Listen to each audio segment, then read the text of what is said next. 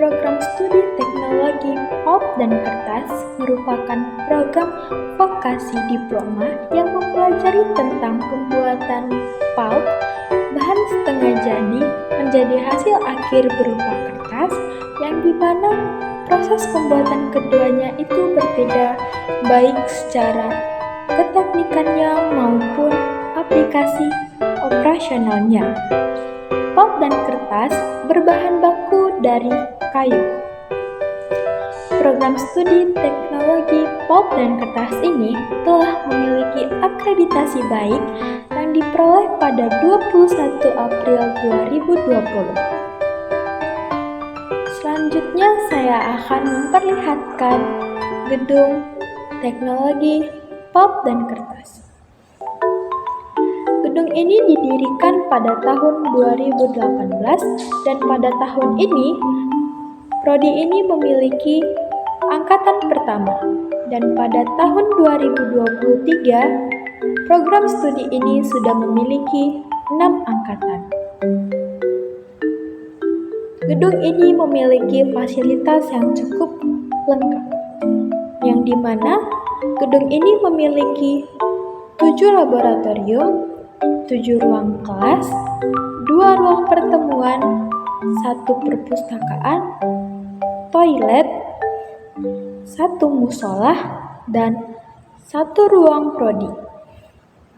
Program studi teknologi pulp dan kertas ini terdiri dari 6 semester, di mana 4 semester awal akan dihabiskan di kelas, 1,5 semesternya akan dihabiskan di industri atau yang disebut dengan magang, dan setengah semesternya akan dihabiskan untuk mengerjakan tugas semester akhir.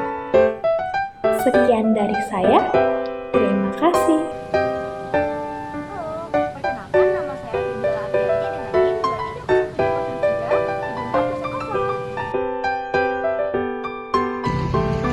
230703. Saya Edi Saputri dengan NIM 23070265357. Saya Tengku Adina Yuningsi dengan NIM 2307014397.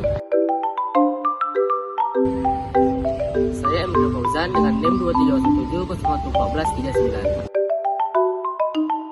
Perkenalkan, nama saya Celia Lisha Srimarima dengan NIM 2307014396.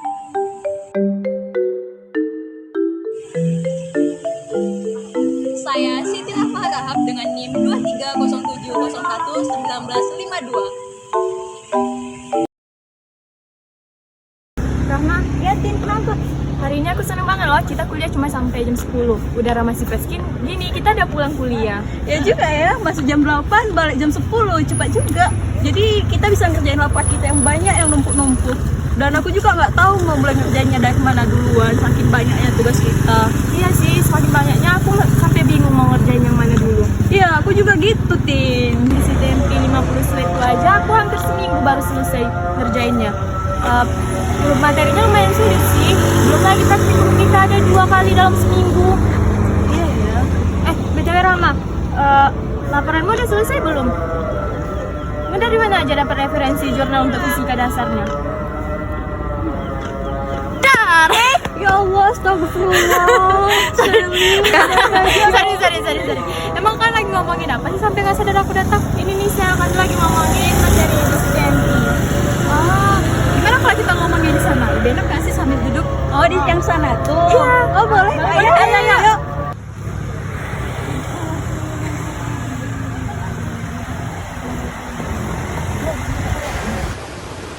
Karena kenapa diam aja lagi ada masalah? Ya Nisa, aku tuh ini masih bingung sama soal tugas kita yang minggu lalu, tugas yang ini tuh, yang buat tugas 50 slide itu. Kenapa nggak ngomong dari tadi? Biar aku bisa bantu jelasin. Jadi gini aku kasih tahu pengertiannya ya. Oke Rama, aku jelasin garis besarnya ya. DCTMT yang merupakan singkatan dari Digit Chemi Thermomechanical Pulp merupakan jenis pulp yang dibuat dengan cara kimia mekanik. Nah, pulp jenis ini dikenal dengan proses bleachingnya. Selain proses DCTMT ini, ada juga loh proses CTMP. Gimana ya, aku masih bingung deh sama materi ini. Oke Rama, tenang aja. Untuk lebih jelasnya gimana kita tanya Feby, Rido, sama Eki. Ayo. Ayo.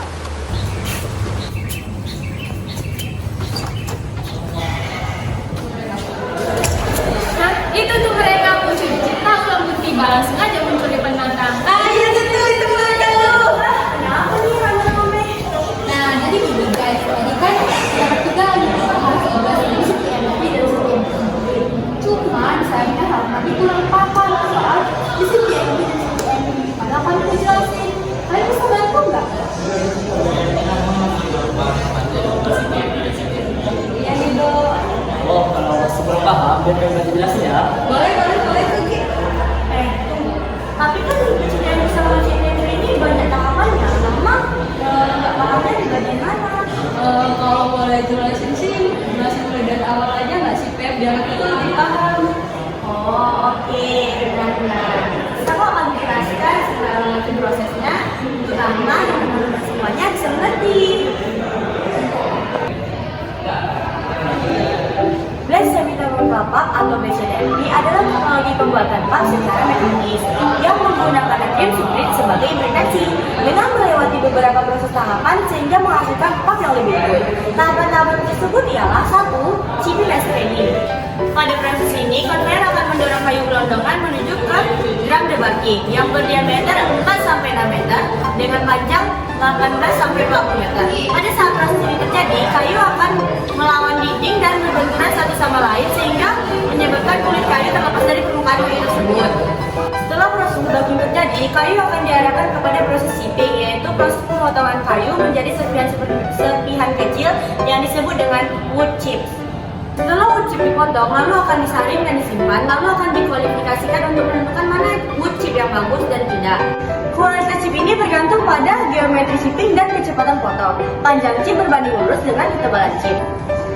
Selanjutnya adalah proses screening, yaitu proses penyaringan untuk menghilangkan partikel-partikel yang menempel pada kayu dan memisahkan potongan-potongan kayu yang terlalu besar dan mengembalikannya pada proses chipping untuk dihancurkan dan menjadi chip yang lebih kecil. Lalu serpihan kayu atau chip ini akan disimpan ke dalam tangki penyimpanan atau silo.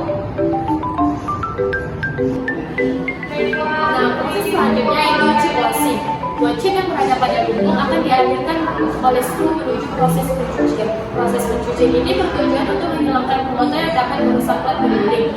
Proses pencucian ini menggunakan air panas, di mana turbin akan mendorong wood chip tenggelam di dalam air. Wood chip yang berkualitas tinggi akan mengapung di atas permukaan, sementara materi yang berat dan kotor akan jatuh ke bawah, seperti pasir dan batu kerikil.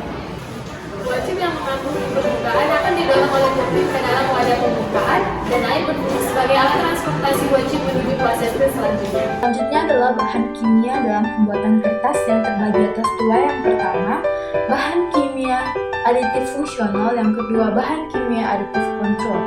Bahan kimia aditif fungsional merupakan bahan kimia yang ditambahkan dalam pembuatan kertas yang bertujuan untuk meningkatkan kekuatan kertas. Yang terbagi atas 5. Yang pertama ada sizing.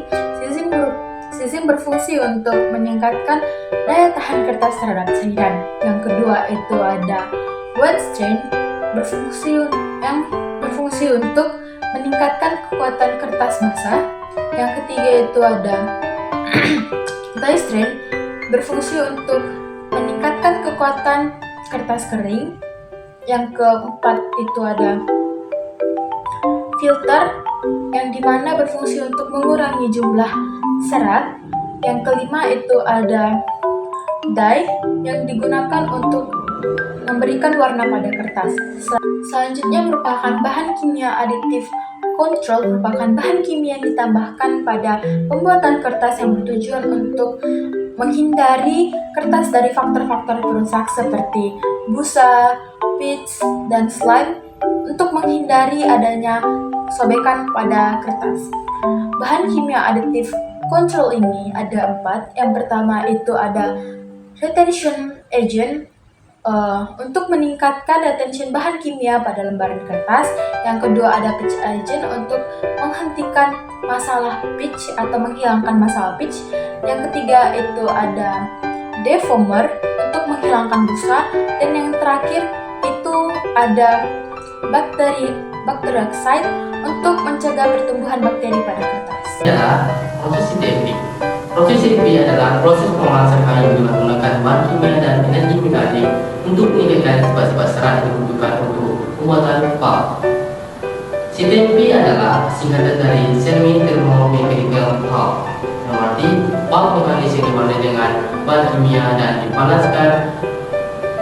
Selanjutnya itu ada proses CTMP, terdiri dari beberapa tahap, yaitu pertama adalah impregnasi. Impregnasi adalah serpihan kayu direndam dengan larutan kimia, biasanya natrium hidroksida atau biasa disebut dengan NaOH, untuk menggunakan dan membuat struktur kayu. Yang kedua itu adalah pre-steaming. Pre-steaming adalah serpihan kayu telah diimpregnasi, dipanaskan dengan uap pada suhu dan tekanan tertentu untuk mempercepat teksturnya dan menggunakan proses penggilingan. Yang ketiga itu ada hasil refining. Hasil refining adalah serpihan kayu yang telah di-steaming digiling dengan disebut refiner pada konsistensi tinggi, yaitu sekitar 25% sampai 30%.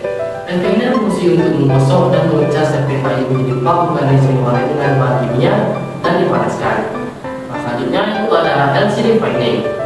Pulp mekanis yang telah di LC refining digiling dengan refiner pada konsistensi rendah, yaitu sekitar 3-5%. Tujuan dari refining adalah untuk modifikasi prosedur pulp mekanis seperti kekuatan, ketebalan, kekakuan, dan kecerahan. Selanjutnya itu ada pembuktian, itu adalah pulp mekanis yang telah di LC refining dibuktikan dengan bahan putih, biasanya hidrogen peroksida atau bisa disebut dengan H2O2, untuk meningkatkan kecerahan dan menghilangkan warna kuning dari pigmen. Jadi ada juga di proses CTMP. Proses CTMP dapat memastikan pulp dengan rendaman yang saat ini, yaitu sekitar 86% sampai 92%, dan konsumsi energi yang rendah itu sekitar 2-3 kWh per kilogram pulp. Proses CTMP juga dapat mengurangi pencemaran lingkungan karena bahan kimia digunakan lebih sedikit dan lebih mudah diolah dibandingkan dengan proses pulp kimia. Proses CTMP cocok untuk mengolah kayu lunak dan ringan seperti kayu merah yang memiliki potensi sebagai bahan baku pulp alternatif. Pulp CTMP dapat digunakan untuk membuat kertas koran, kertas tisu, kertas karton, dan kertas khusus. Proses selanjutnya ialah impregnation of wood chip, adalah proses perendaman serpihan kayu dengan larutan kimia yang digunakan untuk mengubah struktur dan sifat-sifat kayu. Ini dilakukan sebelum tahap pemanggangan atau cooking. Tujuan dari impregnation adalah untuk mempermudah penetrasi distribusi larutan kimia ke dalam serat-serat kayu selama proses pemanggangan tersebut, sehingga dapat meningkatkan efisiensi dan kualitas pulp yang dihasilkan. Impregnation of wood chip biasanya dilakukan dengan menggunakan sebuah alat yang dinamakan dengan impregnator, yang berfungsi sebagai untuk mengalirkan larutan kimia ke dalam tangki yang berisi serpihan kayu. Tekanan, suhu, dan waktu impregnation dapat bervariasi tergantung pada jenis kayu, ukuran, serpihan, dan jenis larutan kimia yang digunakan. Impregnation of wood chip dapat dilakukan dengan menggunakan larutan kimia yang berbeda-beda tergantung pada proses pulp yang digunakan. Misalnya, untuk proses craft, larutan kimia yang digunakan itu adalah natrium hidroksida dan natrium sulfida. Adapun untuk proses sulfide, larutan kimia yang digunakan adalah larutan asam sulfonat. Nah, jadi teman-teman, kesimpulan dari apa yang telah dijelaskan oleh rekan-rekan saya tadi, mulai dari proses awal hingga tahap akhir, kita dapat menyimpulkan bahwa di dalam BCTMP itu ternyata terdapat beberapa proses lagi teman-teman. Nah, jadi prosesnya itu mulai dari chipping, washing, kemudian berlanjut ke impregnation, dan yaitu tahap akhirnya yaitu refining. Nah, ternyata bukan hanya itu aja loh teman-teman. Di dalam BCTMP itu ada beberapa, jadi teman-teman, bukan hanya BCTMP loh yang melewati beberapa tahapan proses tadi. Ternyata CTMP juga melewati beberapa tahapan proses, yaitu dalam tahapan proses CTMP mulai dari impregnasi, kemudian bertahap ke proses pre-steaming. Nah, setelah itu berlanjut lagi ke proses yaitu HC refining, kemudian ke LC refining. Nah, dan tahap yang terakhir yaitu pemutihan. Nah, jadi begitulah teman-teman kesimpulan dari pembahasan yang telah kami jabarkan tadi. Semoga apa yang telah kami jabarkan hingga dari awal hingga tahap akhir bisa bermanfaat dan menambah ilmu teman-teman semua. Sekian dan terima kasih. Video penjelasan dari kami. Semoga video tersebut bermanfaat. Terima kasih telah menonton. Wabillahi taufiq wal hidayah. Assalamualaikum warahmatullahi wabarakatuh. See you.